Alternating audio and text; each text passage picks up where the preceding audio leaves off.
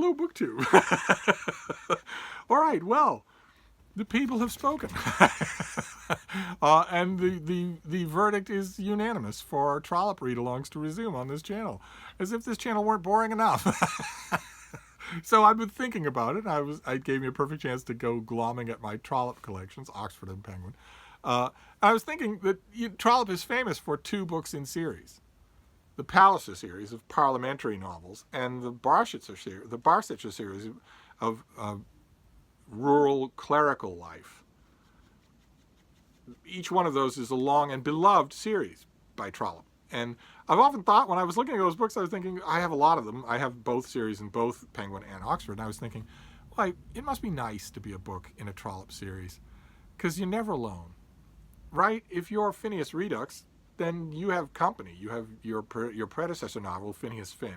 If you're the Duke's Children, well, you don't exist without the Prime Minister. And the same thing is true. The last Chronicle of Barset couldn't exist without all the other chronicles of Barset, and so on and so forth. I mean, I was looking at those books, thinking about these read-alongs, and I was thinking that I had never thought of that before. Those books are never lonely. They live in a bookish family. They almost can't encounter them individually as books. But as we noted the other day, Trollope wrote a lot of standalone novels, and a lot of them are very, very good. And I think the theme for 2020 for our Trollope read-alongs should be those standalone books. What we could consider to be lonely Trollopes. So what we're going to do in 2020, BookTube, is consort with lonely Trollopes.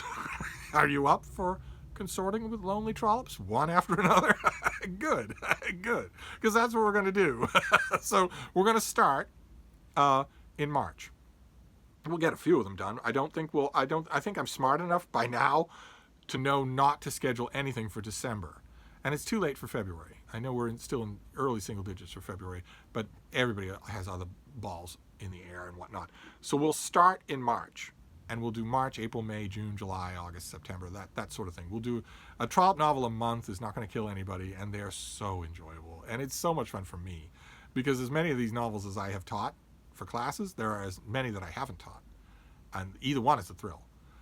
So we're going to start doing Trollope standalone novels. And Trollope is the Victorian novelist. He is the long beard, the fox hunting, the social stereotypes, the yelling at dinner, the stately country homes, all that sort of stuff. And to an outsider, which I'm assuming a lot of you aren't. A lot of you have probably done Trollope read-alongs on this channel and maybe experienced him on your own. And so you will know what myself and other diehard fans of the Victorians realize, which is that the stereotype of the Victorians as being wordy and boring couldn't be further from the truth. They are the best writers the English language has ever produced. And there's a chance that some of you only have that stereotype and have never encountered Trollope. So I thought, as a sop to that, and I admit it's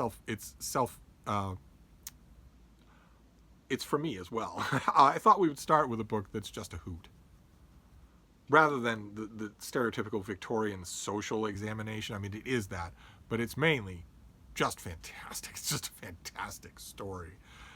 Trollope's great at that, but he can go in for social satire, and the social satire in his case is brilliant, but I thought we'd start off with something lighter than that. So the first standalone Trollope that we're going to read, the first lonely Trollope with whom we are going to consort in March, is Mr. Scarborough's Family.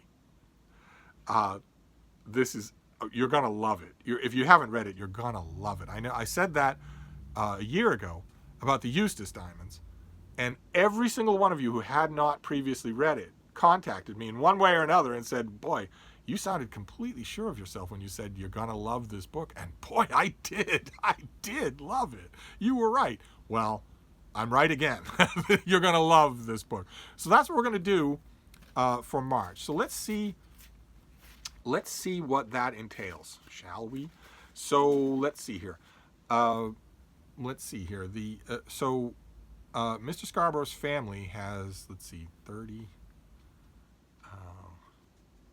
40, 50. So it's my Oxford edition here is 600 pages. So I'm thinking we should probably read 20 chapters for the first weekend in March.